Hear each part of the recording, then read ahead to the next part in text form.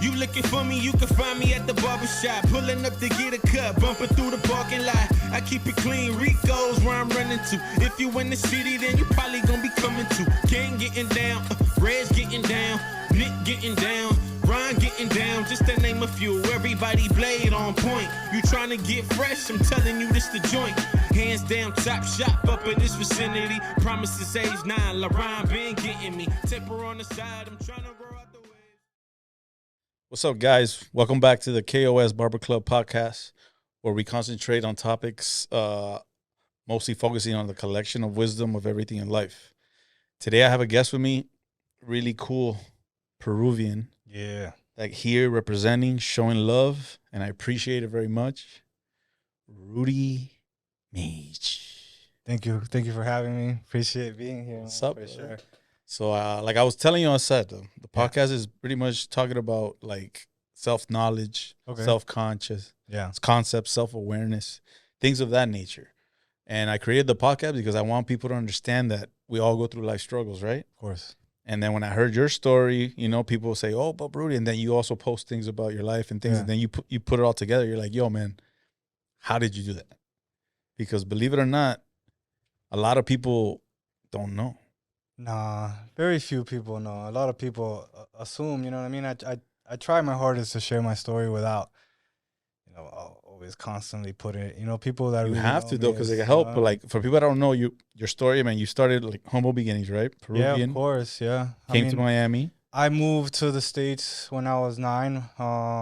My parents came here. From there, I went to school here.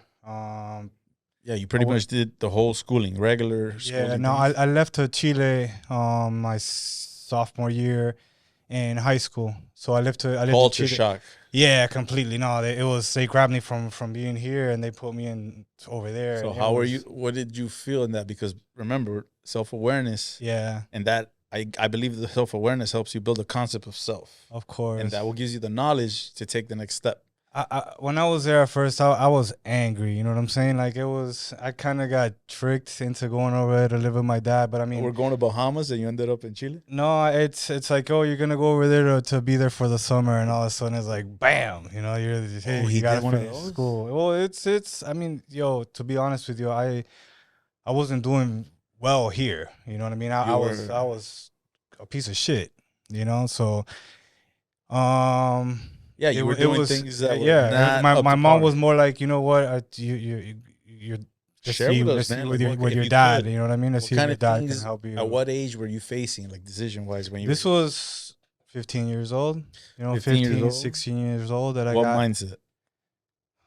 Bro, gangbanger, piece of shit, yo. Gangbanger. You know what I mean? Like we've been all there, and then you. Yeah. So you think that move over there to Chile helped out? No, absolutely not. Made it worse? It made it completely worse. You know, let's go. Let's keep going. Over there, it opened up to it was another onslaught of crime. Yeah.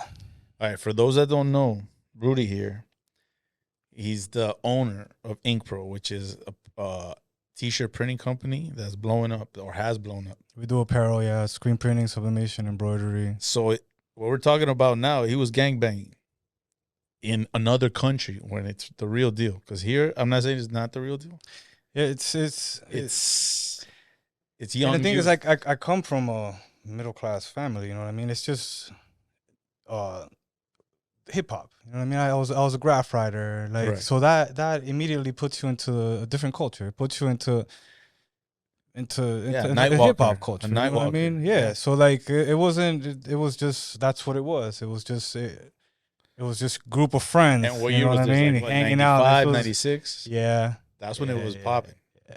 That was straight. What? That was Tupac, Biggie. Yeah, exactly. Goody Mob. So imagine Outkast. Like I came from like the that Miami mentality, which it was more just I guess normal. It was normal. Like it was normal. What part of Miami did you grow up in? Kendall. So when I went over there, the hip hop community in Chile was like very small, very small. Like my dad put me in one of the best schools over there, and bro, I was bullied left, and I got kicked out of that school within weeks because I would fight every single day. I was bullied. Defense, or you were just angry? Defense. No, defense. The It was defense? just like gringo rapero de mierda, like Gringo yeah. rapero de mierda. like that. You should make a You know what I t-shirt. mean? So that's what I immediately, and then after that they transferred me to another school, which was like the public school. Yeah. You know, and that's when I met someone else that did graffiti, and that person took me to like the downtown where they would hang out on Fridays and Saturdays, which would be in a park in the middle of in el centro de Chile. So the community was, bro, 100 people, you know what I mean? Hip-hop heads that like what you like. 100, 200 people in the whole city of Santiago. That's a good point, man, because You know you what I had mean? awareness of what you like, Yeah. and then you wanted to create a concept of yourself. Yeah. So then you went with that tribe. Exactly. And I had, I mean, a lot of that I learned here, you know what I'm saying? From here, we Each one teach one. graph, you know what I mean? Like, Yeah. we were up to no good. Yeah, but that's when you're a kid. You pretty Yeah. much, if you're given freedom, sometimes you take advantage of it and you do bad things. Yeah. After that, once I graduated high school, I moved back to the States. That was what, 98, 99? Yes. Then you went back to Kendall. Then I went back to Kendall. I went to Dade for a couple of years. Wasted my life there. So when you left to Chile, you were Mhm. enraged. You were mad.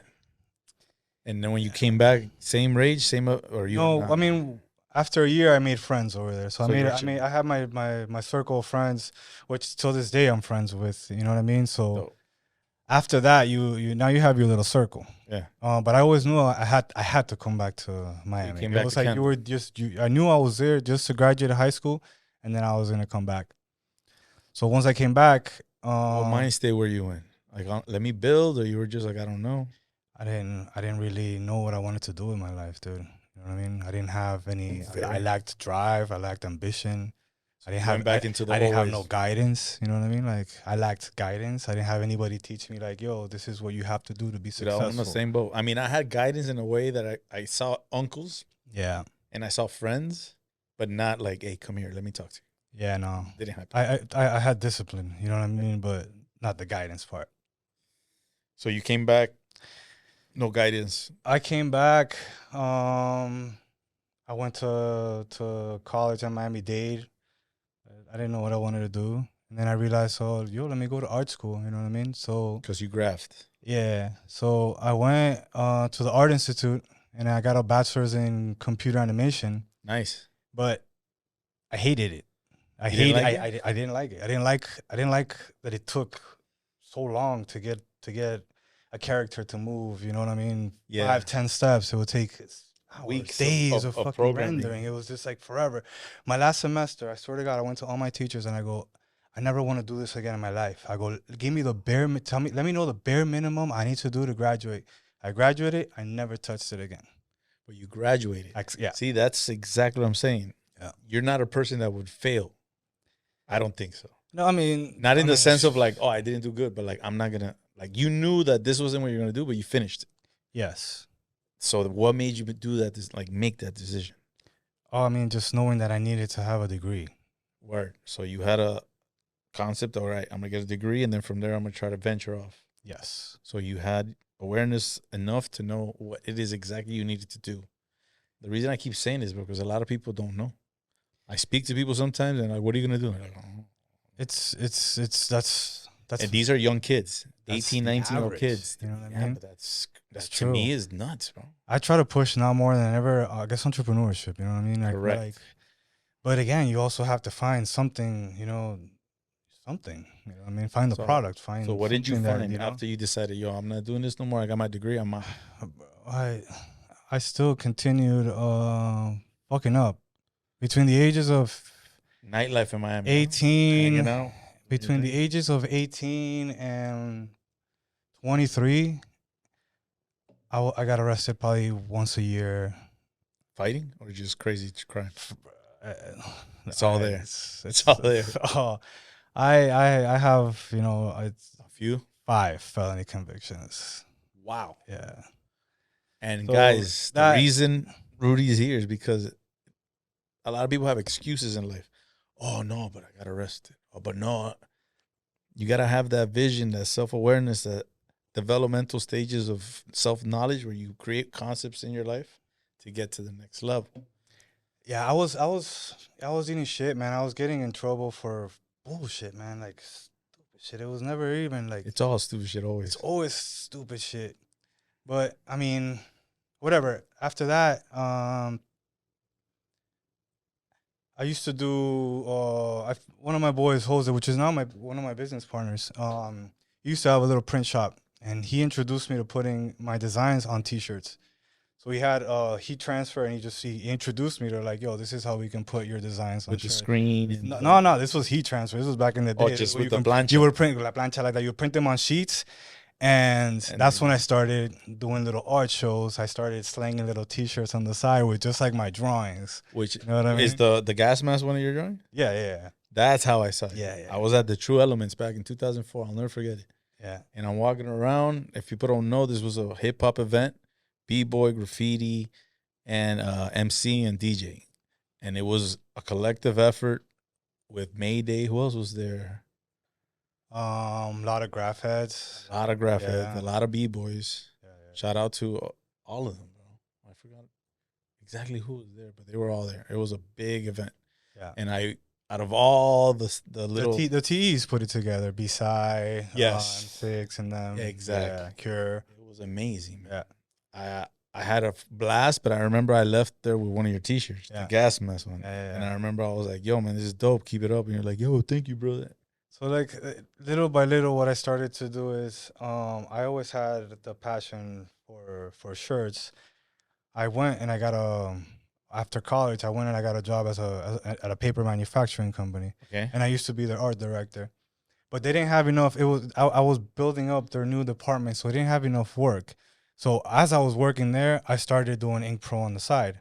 And I would bring my clients through that company that I was working. So I was double dipping. You know what I mean? But they didn't have enough work, so it was like if I was their broker, you know what I mean? So I was bringing them business. So you could use the facility. And eventually they didn't like that, and they're like, we gotta let you go. And this was like 20, this is 2000, maybe like 2000, so around there. My son had just been born, and that's interesting, man. Yeah.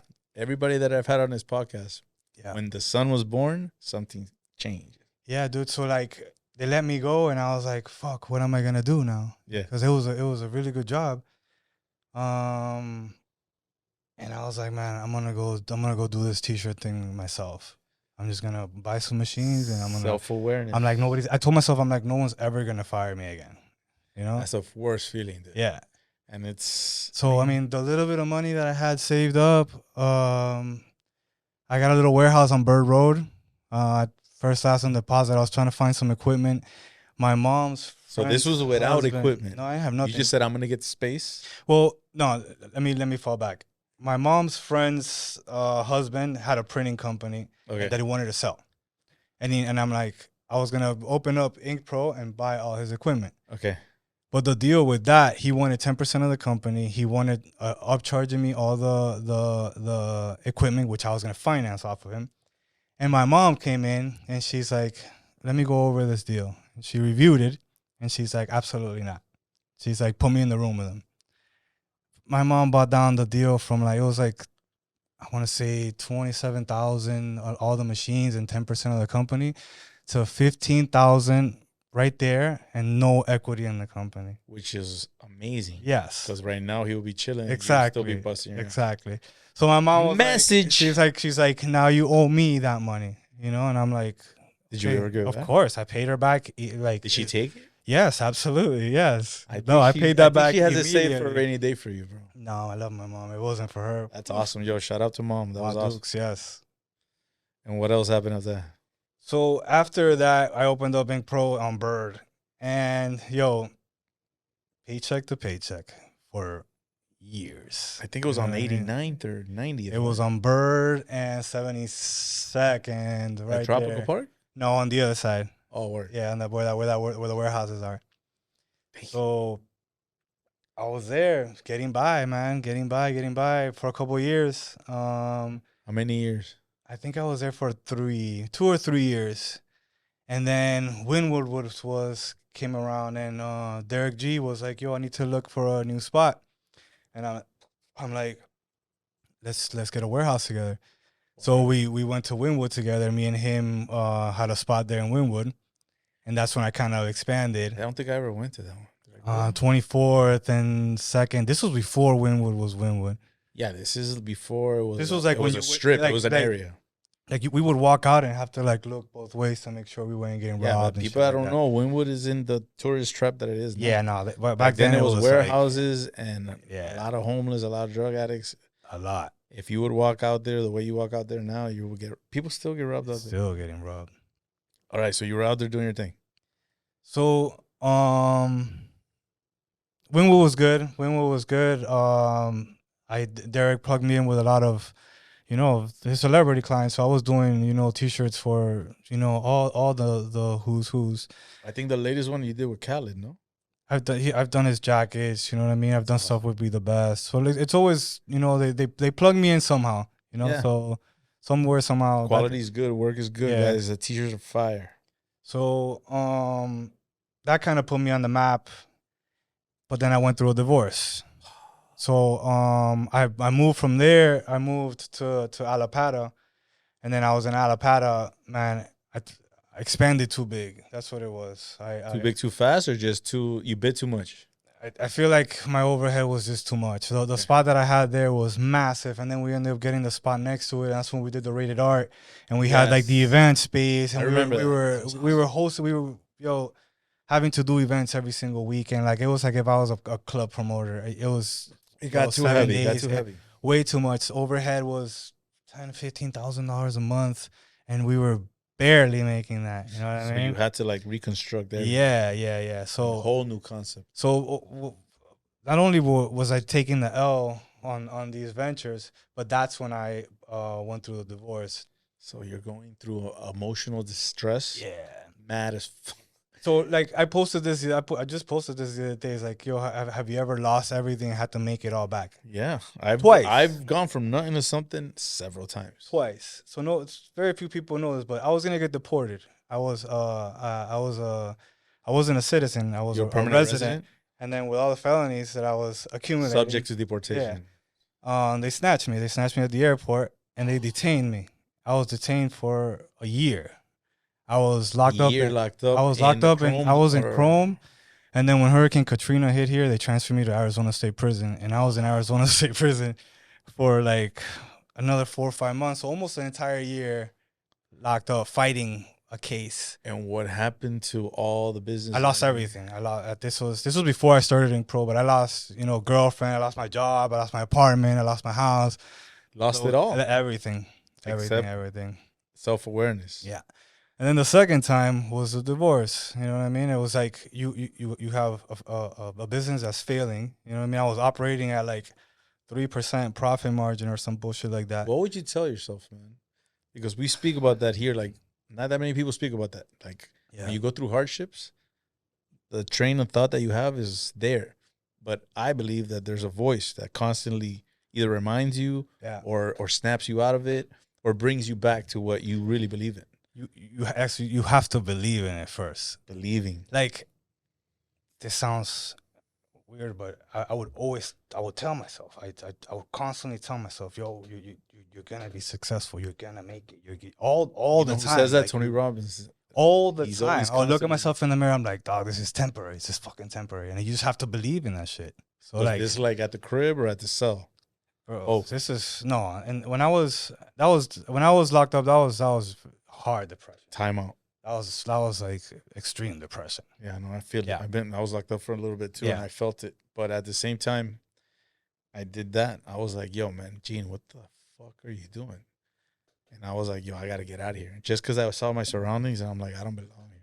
It's not my tribe. It's not my place to be. Once I had Inked Pro, like once I already had like the infrastructure, I knew all I had to do was just work hard. Like I this was before social media. Like this wasn't, this is MySpace type shit. So this Like, is like people- when Mike people- Tyson jumped out. You're ready. Like, this isn't like I couldn't just post shit like I do now. I had to literally go and knock Yeah, on doors. That's yeah. what we did. I would walk, I would go to South Beach. I would park my car in First Street, and I would walk up and down all the way to all the Cameo. businesses and everything. I would all Cameo like this, passing out flyers, and then I would cross the street, and then the same shit up and down. I was at all the barbershops locally. I would go and I would tape fucking printouts of the iron-on t-shirts that I would do with all the dead rappers. Yes. So I would put them, my phone number and all the fucking pictures of the t-shirts everywhere. I would go to the flea market, pop my trunk, and I would sell at the flea market. If you ever bought one of those iron-on t-shirts at the flea market on 163rd, that's yours. I sold it to them. I would make them in my For those crib. that don't know, a flea market is like a mall, but it's, what would you say, like a mini mall kind of? Like, bro, it's not a mall. Flea market. It's a flea market. It's a flea market. It's like it's the cheapest thing you could get. Yeah. It's Best quality for the cheapest price. That's a flea market. like a convenience. It's a humongous convenience store. Exactly. Yeah. So you get gold, you could get grills, tattoos. You could get tattoos. You could get a haircut, which For is sure funny you get a haircut. because this is the barber podcast. I would go to the flea market to get a haircut back in the days. Yeah. And sometimes I would just go with my boy because just observe and see everything that's moving at the same time. It was nuts. When you're 14, 15 years old, or 13, Yeah. you see everything moving fast. And then you see people working, making money. And then I saw the barbers take out a lot of money. I'm like, oh, man, I got to start cutting hair. So that was one of the first times that I ever really thought, like, yo, I'm going to do that. That's what I'm going to do. I'm going to cut hair. But Yeah. all right, so you were at the flea market selling your things, and then after that, you just kept building and building and I building. did. I would do all the tattoo conventions. I would go and do set up booths at the tattoo convention. I would do art fairs, mom and pops, like the Whatever Glow came Festival, your way, all opportunities. Whatever. I mean, I And would, that was because of the decision you made that I'm gonna go out. I would blaze. stuff my car and drive all the way up to like West Palm, stopping at fucking stores and doing conventions. I would do a convention in Pompano for 3 days. I would do conventions like that. Stuffed the car stuffed like this with like fucking hangers. Oh, it's. I'm laughing now because at the barber shop, Yeah. there's barbers that come up to me like, yo, Gene, I need to make X amount of money. I'm like, yo, the only way I know how to is you gotta grind. Yeah. People that walk in through that door, you grab them. Yeah. And they're like, yeah, I'm gonna do it. And then like we close at 8. So at 7:35, they're already like looking at me like, yo, Gene, you think I could leave early? And I'm looking at him like, dude, you're the same guy that was asking me that you need to make money. So to me, I don't compute it. I'm like, yo, dude, I only know one way to get money. That's grinding until you grind so much that the experience, the knowledge, it just comes to you. You know what I mean? The money just comes. That's my experience, man. Yes. So people that see you now and Rudy has his Ink Pro, they don't know this story. Yeah, that's So you're when you share that story, it's like, yo, you know what I mean? It makes it like a full picture. Like, okay, he didn't just start a Ink Pro and it blew up. Nah, I put in work. Like Lost it, came back, and every time came back, more power, more focus, more energy, more concepts, self-awareness. And then like also the failed ventures. I mean, I'm a creative, so I like to create. So I mean, I would always want to like, yo, what else? What other source of income can I do? You know what I mean? So like, you connect with people, make moves. I started a CBD company, went nowhere, a watch company, the Rated R gallery, the Rated R clothing line, Ink Pro clothing line. And people could always find you on. No, but those are all shit that I started, and I just we failed. I mean, not failed, but it's a lesson. You know what I mean? No, you never lose. No, you never. In every loss, there's a lesson. But it's just one of those has to hit. Like right now, I'm doing the shorts, the Shimu shorts. So I feel like now, finally, after all these years, tell us about that. What's up with those? So I've been flying back and forth to Peru. Okay. And I was gonna start my own T-shirt blank. Okay. But then the margin for shirts was to make $1 and have to go in containers and all that shit. It wasn't worth it. And as I'm going, looking around, I see this lady doing a pair of shorts. And I'm like, can I see that? And the quality was just she was making a pair of shorts. And I looked at my business partner, Aaron, and I'm like, yo, this is something we can partner up on. And immediately we're just, all right, cool. How are these Let's shorts? think of names. It's activewear. So it's activewear. We started off as just, it was going to be swimwear. But then we added the zippers on it. We removed the lining, and it was like, yo, All with these this are lady. all purpose. I was The like, lady in Peru. well, the lady in Peru is our sewing lady.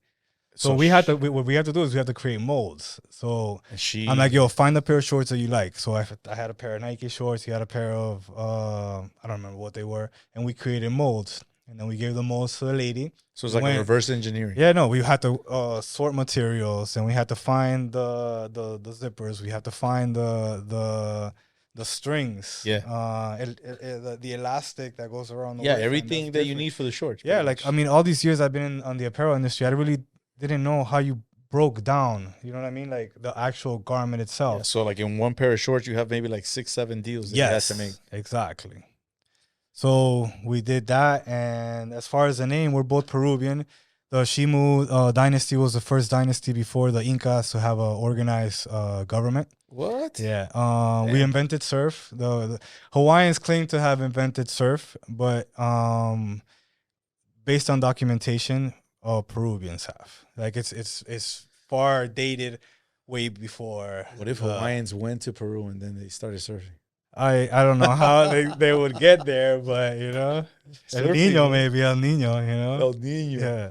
All right, that's cool. I like that. Fun fact. So that's been my focus now. Ink Pro, thank So God. that story's gonna put pretty much the style and the flavor to the shorts. Yeah. The surf. Yeah. So Peruvian vibe. yes, That's fresh. yes, That's dope because I've never seen that. yes. I mean, I like surfing. I like Hawaiian culture, and Peruvian. My girl's Peruvian, so nice.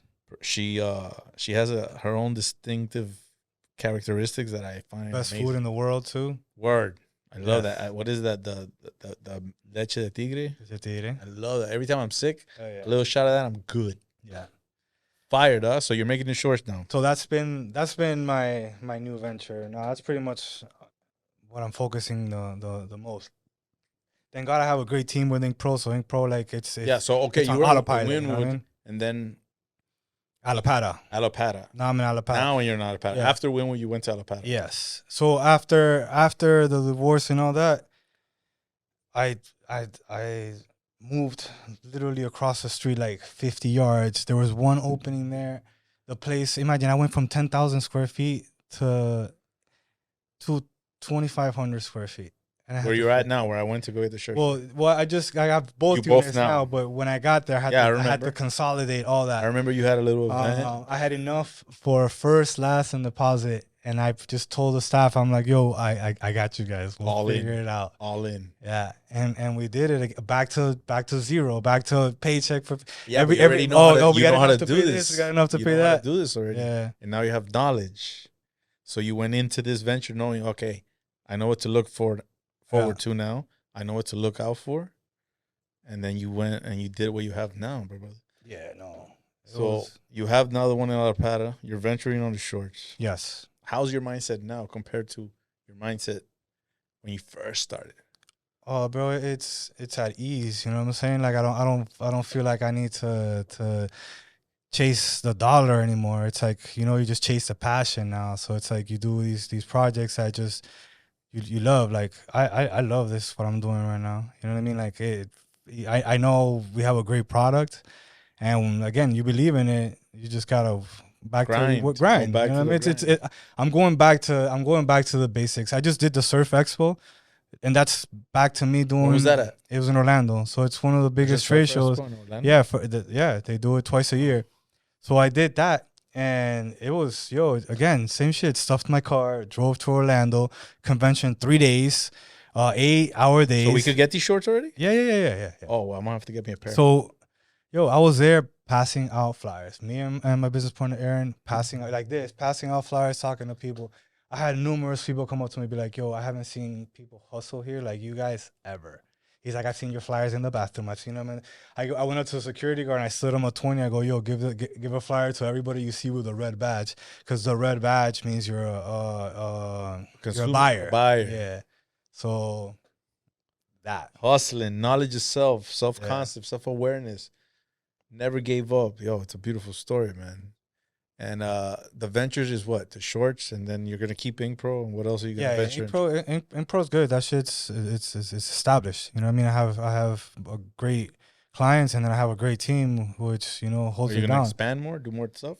Always. I mean, as far as apparel, I feel like I already do pretty much. You also print out everything. stickers and things of that Yeah, nature. yeah. So yeah, you guys know if you want to get anything from T-shirts to printing out some stickers, slaps, anything, Ink Pro got you, man. Yeah, man. So Sure. I always ask all the guests, man, if you could tell a young person of your age that was back in those days, like what advice would you give that person? Because remember, barbers are going to be watching this. They could give that advice to somebody, or somebody could be watching this of age that's going through maybe struggles, trials, and tribulations, and maybe what you say could help them out. I mean, hard work always pays off. Always. It can take maybe a year. It could take 10. It can take, For you, it took what, like fucking 5? 15 years. You know what I'm saying? 15 years. But you have to you have to believe in it.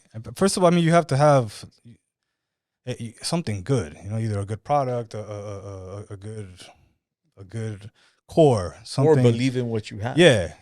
Believe in what you have. And I mean, if you're gonna be a barber, solid. make sure you're the best barber. Learn everything there is to know about cutting hair. Yeah, if you're gonna do music, learn every single donnas. instrument. You know what I mean? If you're doing music, you should know every single instrument and how every single instrument works. Yeah, but that's difficult. You know that's what I mean? a gift, bro. But But you got to try at least you know one what or I mean? two. It's like being an artist and not knowing how to paint with a brush, or not knowing how to paint with Andre 3000. He's been doing that flute thing. You saw that? Yeah. He's an artist. He's a musician, and he got a flute and he used it, and now he made an album, made money. Yeah. Made something out of nothing. So, Rudy, last question, brother, because I know you got to go, and I appreciate you coming. The story's awesome. Everybody knows Ink Pro started from nothing to something, and then it went again from nothing to something, and now you should have seen my boy pulled up here on the range chilling. I asked him, yo, where's your Porsche? Amazing. Great. I love the story. But one thing that I asked at the end, the question is, would you rather be feared or loved? Respected. So that falls into the love? Yes. Because you could love somebody, respect, fear somebody, respect. No, I just, why would you fear me? That's nothing, you know what I mean? Like, you have to disrespect. It's like, no, love, man, love. It's always love. No, like I said the last podcast to one of the guests, I said, yo, you could love somebody so much that you fear not to disappoint them, or fear to not let them down. No, it's always love, man. Always love. It's always love. You gotta show love to receive love. I'm big on that. Like if you don't show love, then you become one of them. You know what I mean? So them who them? You know what I mean? Daywalkers. So you always show love, especially to people you care for. You know what I mean? Like my friends, dog. Yes. I clap. I share. I'm that person. But I expect the same, because I'm in an industry where people need to know what I do. You know what I mean? They need to know what I have to offer. I have a product. You're a stand-up guy, Rudy, man. Yeah. I've said it before. Your story's great. Thank you, man. You came from nothing to something, and you're standing strong, and you're doing great. And appreciate that. Salute you, brother. Thank you, brother. Thank you again for coming. Of course, man. And guys, you got T-shirts, Rudy. You guys want to set up a nice podcast like this? Creative Currency, man. This is super dope, man. Congrats, yo. This is fun, right? This is great. This was great.